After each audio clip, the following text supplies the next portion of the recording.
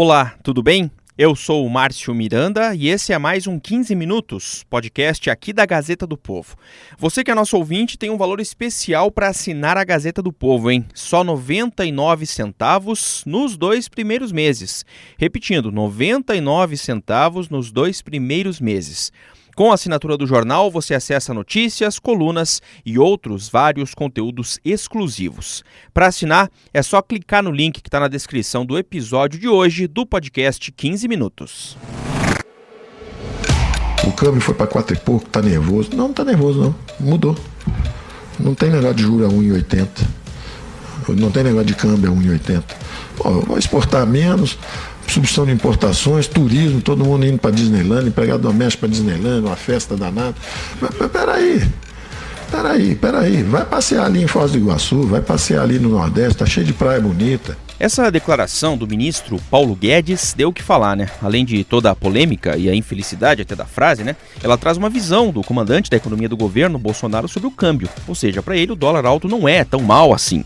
Por outro lado, o presidente Jair Bolsonaro, que aliás não quis, comentar a fala do Paulo Guedes. A pergunta é para quem falou isso, eu respondo pelos meus atos. Você concorda com essa pergunta? Eu respondo pelos meus atos. Já reclamou mais de uma vez o presidente Bolsonaro que o dólar tá um pouquinho alto. Dólar.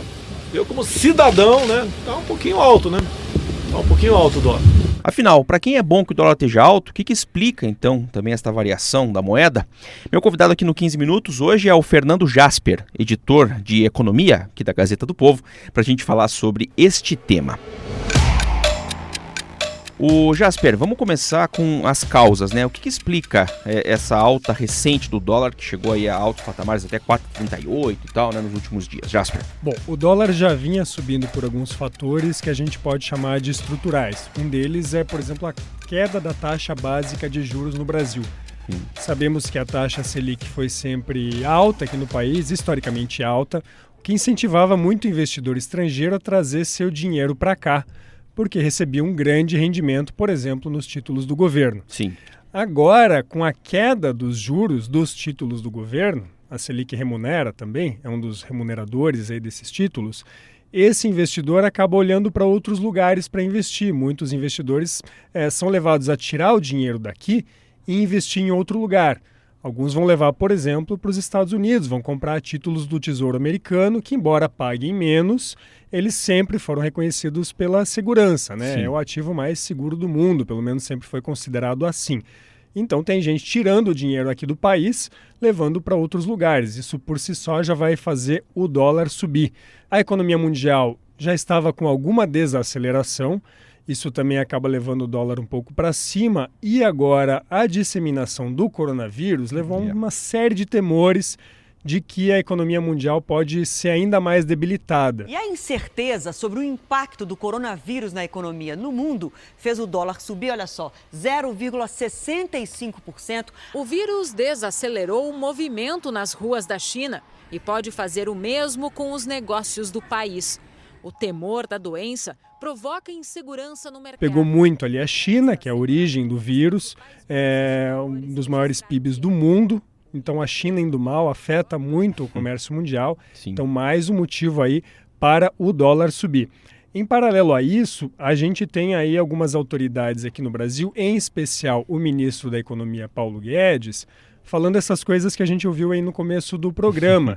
Quando ele fala que o patamar atual é mais ou menos confortável, o novo normal, digamos assim, o mercado se sente incentivado a testar patamares mais altos do dólar, Fica com a impressão de que o dólar abaixo de onde está não vai cair, então ele vai testando ver até onde essa moeda pode subir. Tanto que em 2 ocasiões o Banco Central acabou intervindo no mercado de câmbio, vendendo dólares à vista, após declarações do Paulo Guedes. Uma lá em 25 de novembro, quando lá em Washington o Guedes disse que o câmbio era uma consequência da política fiscal e monetária do país, que tinham levado à queda da taxa de juros. Sim. O ministro Paulo Guedes deu a entender que não há preocupação com as oscilações da taxa de câmbio. O Brasil, por 2, 3, quase 4 décadas, virou um país de juros de equilíbrio muito alto e câmbio muito baixo. O que nós fizemos foi o contrário.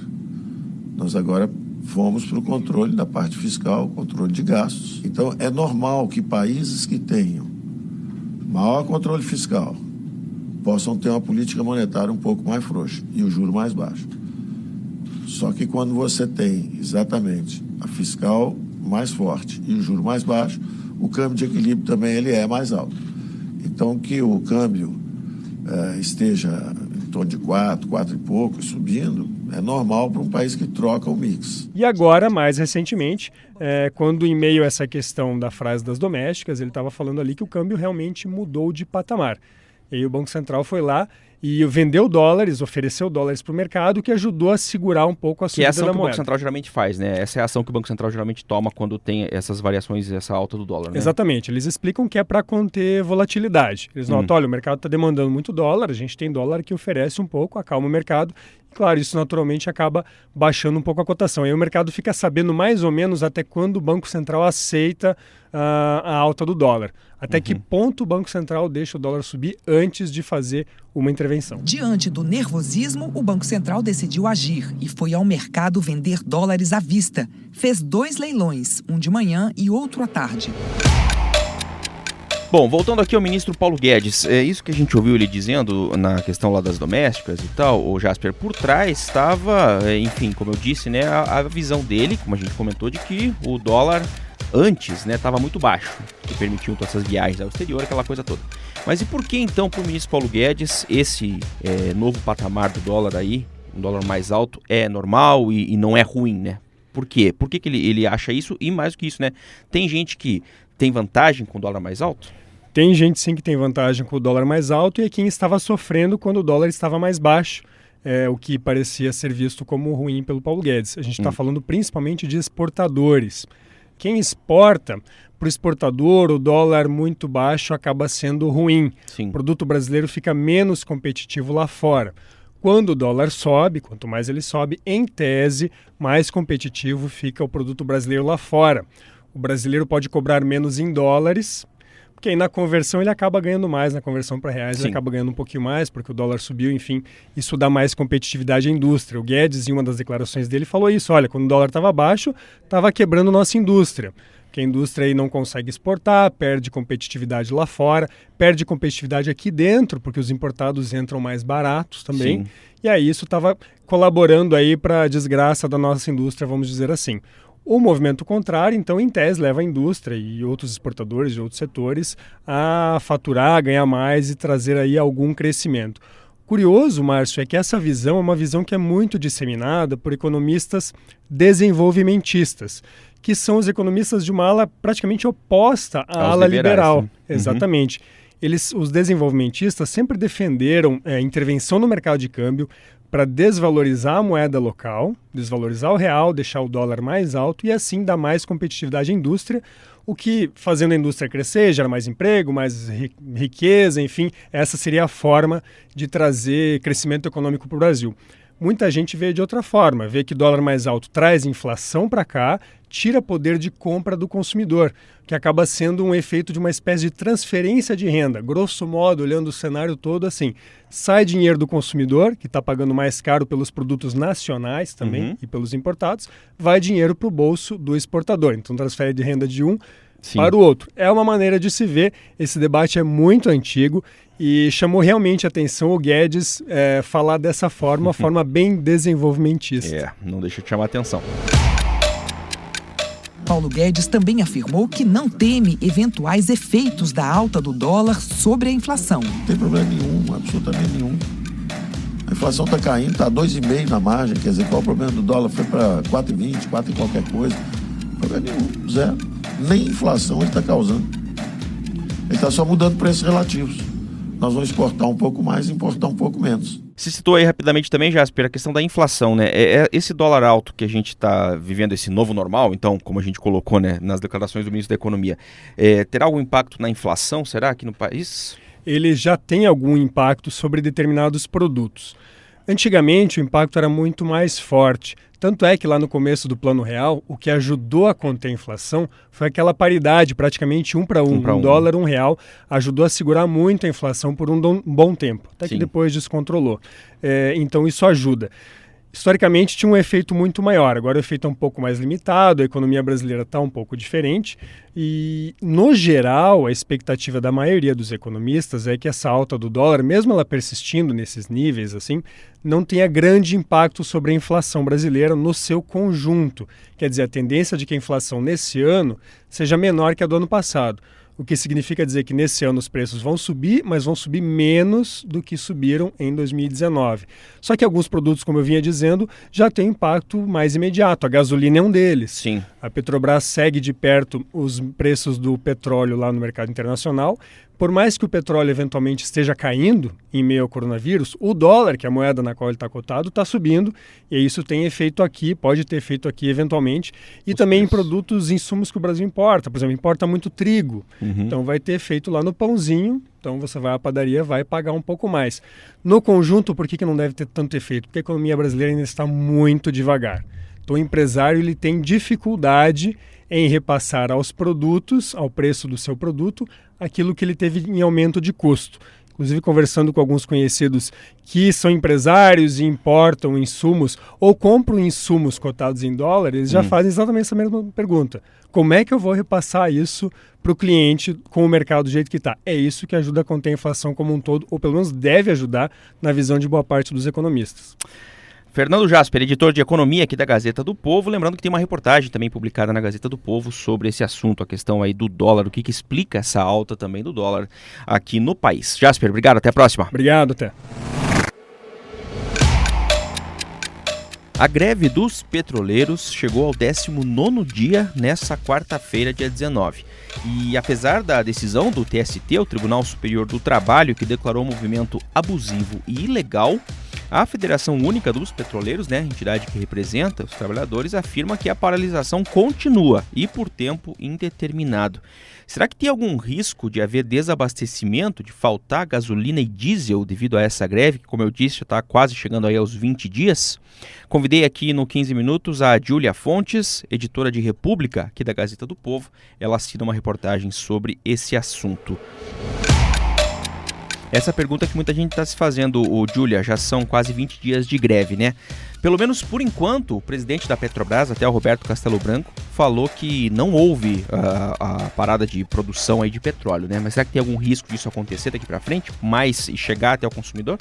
Então, o argumento da Petrobras é de que a empresa está adotando um plano de contingência. Então, está chamando alguns outros funcionários da empresa, por exemplo, que estavam em férias, e também contratando funcionários terceirizados para suprir aí esses funcionários que estão em greve.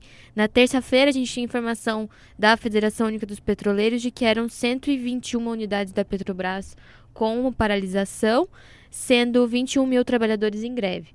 Então, assim, mas por enquanto, como o cenário é esse, né, a Petrobras está conseguindo contornar essa greve dos trabalhadores com esse plano de contingência. Agora, inclusive teve aí, nessa última semana, o colunista do Jornal Globo, né, o Lauro Jardim, falou que a Petrobras estaria até se preparando para importar combustível, caso o movimento se prolongasse muito, né? Isso, é porque daí, se houver, né, a paralisação continuar e houver maior adesão dos trabalhadores, aí a Petrobras vai ter que pensar em outras alternativas, né? Inclusive a possibilidade de importar combustível. É interessante a gente falar também que a Agência Nacional do Petróleo, que é quem regula, né, esse setor, a Agência Nacional do Petróleo, Gás Natural e Biocombustíveis, a ANP, ela informou que está monitorando a situação para tomar medidas se for necessário, mas em um parecer que a agência fez para o Tribunal Superior do Trabalho, na ação movida pela Petrobras, né, em relação à greve,